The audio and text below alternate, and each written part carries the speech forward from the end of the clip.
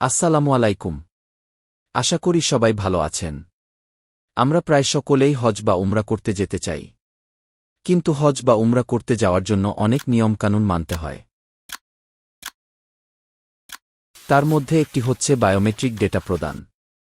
ওমরাহ কিংবা হজ visa application এর জন্য অ্যাপস এর মাধ্যমে আপনার পাসপোর্ট এবং বায়োমেট্রিক ডেটা প্রদান বাধ্যতামূলক। এই ভিডিওতে আমরা আমাদের অভিজ্ঞতায় বায়োমেট্রিক ডাটা প্রদানের পদ্ধতি এবং বিভিন্ন সমস্যার সহজ সমাধান নিয়ে আলোচনা করেছি। তাই ভিডিওটি শুরু থেকে শেষ পর্যন্ত দেখলেই বিস্তারিত জানতে পারবেন ইনশাল্লাহ। ইন্টারনেট সংযোগ থাকা একটি মোবাইল এবং আপনার পাসপোর্টটি সাথে থাকলে মাত্র ৫টি ধাপে ঘরে বসে খুব সহজেই আপনি কাজটি সম্পাদন করতে পারবেন ইনশাল্লাহ। ধাপগুলো হল: apps install, email verification, passport scan, face image capture, fingerprint scan. প্রথমে গুগল প্লে স্টোর বা অ্যাপ স্টোরে গিয়ে সৌদি ভিসা বায়ো টাইপ করুন। তারপর অ্যাপসটি ইনস্টল করুন। ইনস্টল হয়ে গেলে এটি ওপেন করুন। ইমেইল ভেরিফিকেশনের জন্য সেলফ এনরোলমেন্ট বাটনে ক্লিক করুন। এবার কন্টিনিউ বাটনে ক্লিক করুন এবং অ্যাপসটির টার্মস ও কন্ডিশন অ্যাকসেপ্ট করার জন্য টিক বক্সে ক্লিক করুন। তারপর স্টার্ট সেলফ এনরোল বাটনে ক্লিক করুন। এখানে আপনার মোবাইলে ব্যবহৃত ইমেইল অ্যাড্রেসটি দিন এবং তারপর সেন্ড ইমেইল এ ক্লিক করুন। আপনার ইমেইলে একটি ইমেইল ভেরিফিকেশন লিঙ্ক চলে গিয়েছে। ইমেইল ভেরিফিকেশন এর জন্য গো টু ইমেইলে ক্লিক করুন। মোফা বায়ো মোবাইল অ্যাপ থেকে আসা ইমেইলটি ওপেন করুন। ক্লিক হেয়ার টু ভেরিফাইতে ক্লিক করুন। এবার আপনি হজ বা ওমরাহ যে ভিসার অ্যাপ্লিকেশন করতে চান সেটিতে ক্লিক করুন। আমরা উমরা ভিসার জন্য বায়োমেট্রিক ডেটা প্রদান করছি, ওমরাহ জন্য আমরা উমরা সিলেক্ট করেছি। তারপর ভিসা ইস্যুইং এম্বাসিতে বাংলাদেশ ঢাকা সিলেক্ট করুন। আপনি যদি প্রথমবারের জন্য অ্যাপ্লিকেশন করে থাকেন তবে নো বাটনে ক্লিক করুন এবং কন্টিনিউ বাটনে ক্লিক করুন। আর যদি পূর্বের ভিসা থেকে থাকে তবে ইয়েস বাটনে ক্লিক করুন। ইয়েস বাটনে ক্লিক করার পর খেয়াল করবেন এখানে পুরনো হিসেবে ব্যবহৃত পাসপোর্টের ইনফরমেশন চাচ্ছে। এক্ষেত্রে আপনার লাস্ট ভিসাটি যদি এখন অ্যাপ্লিকেশন করা সেম পাসপোর্ট থেকে হয়ে থাকে তবে এই টিক বক্সে ক্লিক করুন এবং কন্টিনিউ বাটনে ক্লিক করুন। যদি ভিন্ন পাসপোর্টে থাকে তবে এখানে উক্ত পাসপোর্টের নাম্বারটি টাইপ করুন, আর যদি পুরনো ভিসায় ব্যবহৃত পাসপোর্ট নম্বর ভুলে যান তবে এই টিক বক্সে ক্লিক করে কন্টিনিউ বাটনে ক্লিক করুন। আর উপরের কোনোটিই না হলে নো বাটনে ক্লিক করে কন্টিনিউ বাটনে ক্লিক করুন। আপনার পাসপোর্টটির বায়ো পেজটি স্ক্যান করার জন্য স্ক্যান পাসপোর্ট এ ক্লিক করুন।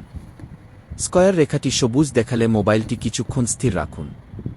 পাসপোর্ট ফটোটি কনফার্ম করার জন্য টিকবক্সে ক্লিক করে কন্টিনিউ বাটনে ক্লিক করুন। পরবর্তী ধাপ, এবার আসলো এনএফসি স্ক্যান। এই চিপের ভিতরে আপনার বায়োমেট্রিক ডেটা নিরাপদে সংরক্ষিত থাকে। মোবাইলের মাধ্যমে এনএফসি স্ক্যান করলে সেই ডেটা আবার যাচাই করা হয়। কিভাবে করবেন? পাসপোর্ট কভারে ছোট যে চিপ থাকে সেখানে এনএফসি সেন্সর থাকে। আপনার মোবাইলকে পাসপোর্টের চিপের সাথে লাগিয়ে রাখুন। কয়েক সেকেন্ড স্থির রেখে অপেক্ষা করুন। স্ক্যান চলার সময় মোবাইলের লোডিং বা প্রোগ্রেস দেখা যাবে। এবার আপনার পাসপোর্ট ইনফরমেশনগুলো যেমন পাসপোর্ট নাম্বার, ন্যাশনালিটি, জন্ম তারিখ, নাম, এক্সপায়ার ডেট, জেন্ডার সবকিছু আপনার পাসপোর্ট এর সাথে মিলিয়ে নিন। সঠিক না থাকলে কারেকশন করে নিন। এখানে কারেকশন করার সুযোগ রয়েছে। এরপর কন্টিনিউ বাটনে ক্লিক করুন। স্টার্ট ফেস ক্যাপচার বাটনে ক্লিক করুন এবং আপনার ফেস স্ক্যান করুন। অল্প আলোতে সাদা দেয়ালের সামনে দাঁড়িয়ে ফেস স্ক্যান করলে সহজে হয়। ফেস ক্যাপচারের সময় ব্যাকগ্রাউন্ড সাদা রাখার চেষ্টা করবেন সবসময়। বৃত্তের রেখাটি সবুজ দেখালে মোবাইলটি কিছুক্ষণ স্থির রাখুন। আপনার ফেস স্ক্যান হয়ে গেলে তারপর স্টার্ট ফিঙ্গারপ্রিন্ট স্ক্যান বাটন এ ক্লিক করুন। প্রথমে বাম হাতের বৃদ্ধাঙ্গুল স্ক্যান করুন। গোলাকার রেখাটি সবুজ না হওয়া পর্যন্ত ধরে রাখুন। রেখাটি সবুজ হয়ে গেলে বুঝবেন যে ওই আঙ্গুলের স্ক্যান সম্পন্ন হয়ে গিয়েছে। এরপর বাম হাতের 4টি আঙ্গুল স্ক্যান করুন। কালো ব্যাকগ্রাউন্ড হলে স্ক্যান সহজ হয়। ফিঙ্গারপ্রিন্ট স্ক্যানে সবসময় ব্যাকগ্রাউন্ড কালো রাখবেন। হাত একটা জায়গায় স্থিরভাবে রাখবেন।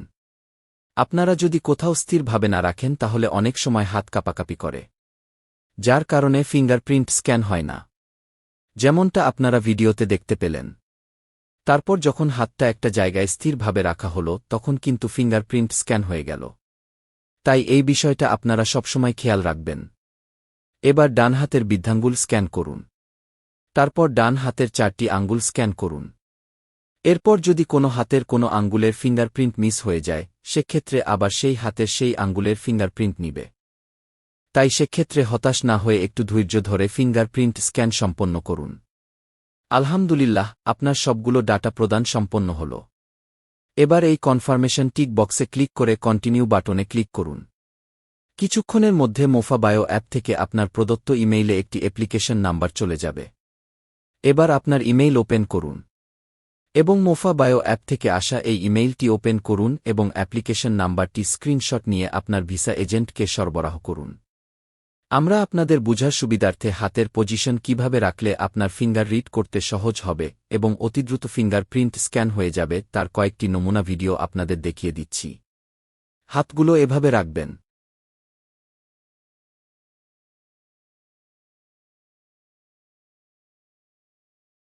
অসুস্থ কিংবা শারীরিকভাবে অক্ষম ব্যক্তি অথবা মহিলাদের ক্ষেত্রে তরকারি কাটার কারণে আঙ্গুলে দাগ পড়ে গেলে বা মেহেদি দেওয়ার কারণে অনেক সময় ফিঙ্গার নেয় না। তখন কি করবেন? আপনি যদি অসুস্থতা কিংবা শারীরিক কোনো অক্ষমতার কারণে ফিঙ্গারপ্রিন্ট ডাটা প্রদানে অপারগ হন তাহলে ফেস স্ক্যান সম্পন্ন হওয়ার পর ফিঙ্গারপ্রিন্ট অপশনে গিয়ে নিচের এই অপশনে যান। এখানে ক্লিক করলে খেয়াল করবেন ফিঙ্গারপ্রিন্ট এক্সেপশন টাইপ এবং মেডিকেল রিপোর্ট নামে দুটি অপশনে চলে এসেছে। ফিঙ্গারপ্রিন্ট এক্সেপশন টাইপে ক্লিক করলে দেখা যাবে অনেকগুলো অপশন দেখা যাচ্ছে। অপশনগুলো হচ্ছে আপনার কি কোনো হাত বিচ্ছিন্ন আছে, আপনার কি হাতের আঙ্গুলের কোনো অতিরিক্ত সংখ্যা আছে, আপনার হাতে কি বেশ কয়েকটি আঙ্গুল অনুপস্থিত, আপনি কি ডায়াবেটিক্সে ভুগছেন, আপনি কি ছড়িয়াচিচে ভুগছেন, আপনি কি একজিমায় ভুগছেন, আপনি কি কারিগর হিসেবে কাজ করছেন, আপনার কি কোনো হাত ভাঙ্গা বা আপনার কি কোনো আঙুল ভাঙ্গা। আপনার সমস্যাটি চিহ্নিত করে সিলেক্ট করুন। এরপর এইখানে ক্লিক করুন। এখন আপনার মেডিকেল রিপোর্ট এর একটি ছবি তুলুন। উল্লেখ্য এইখানে মেডিকেল রিপোর্টটিতে আপনার বা রোগীর নাম ও পাসপোর্ট নাম্বার থাকতে হবে, অন্যথায় মেডিকেল রিপোর্ট রিজেক্ট হয়ে যাবে। এরপর আপনার যে হাতে সমস্যা রয়েছে সেটির একটি ছবি তুলুন। এখন এই টিক বক্সে ক্লিক করার পর কন্টিনিউ বাটনে ক্লিক করে আপনার বায়োমেট্রিক ডেটা প্রদান সম্পন্ন করুন। এখন আপনার প্রদত্ত ইমেইলে ডাটা প্রদানের একটি ইমেইল চলে গিয়েছে। আপনার অসুস্থতা কিংবা শারীরিক অক্ষমতার জন্য যে ডকুমেন্টগুলো সাবমিট করেছেন সেটার জন্য আপনার আবেদনটি এখন আন্ডার রিভিউতে আছে। 2 থেকে 3 দিনের মধ্যে আপনার আবেদনটি গ্রহণযোগ্য হলে আপনার প্রদত্ত ইমেইলে কনফার্মেশন নাম্বারটি চলে যাবে ইনশাআল্লাহ।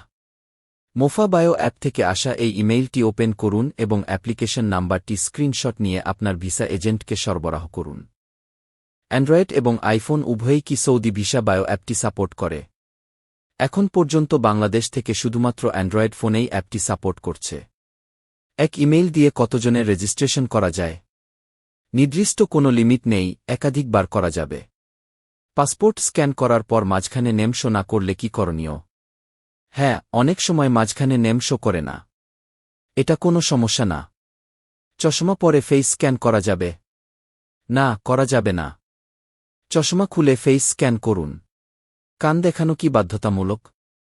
না, কান দেখানো বাধ্যতামূলক নয়, কিন্তু কান দেখিয়ে করলে সহজ হয়। Capture is taking too long.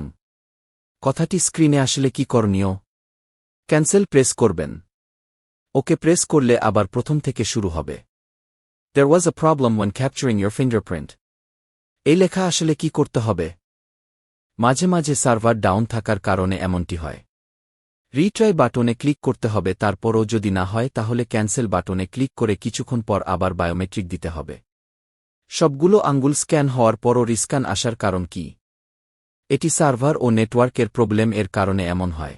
এক্ষেত্রে অ্যাপস এর সাজেশন অনুযায়ী আপনাকে আবার নির্দিষ্ট আঙ্গুলের বায়োমেট্রিক দিতে হবে। অনেকের ক্ষেত্রে বায়োমেট্রিক সম্পন্ন হওয়ার পর এনরোলমেন্ট এর কনফার্মেশন ইমেইলে আসে না, সেক্ষেত্রে করণীয় কি? অনেক সময় আসে না, তবে কিছুক্ষণ অপেক্ষা করলে পেয়ে যাবেন ইনশাআল্লাহ। আর যদি অপেক্ষা করার পরও না পান তবে আবারও বায়োমেট্রিক করার পরামর্শ দেওয়া হল।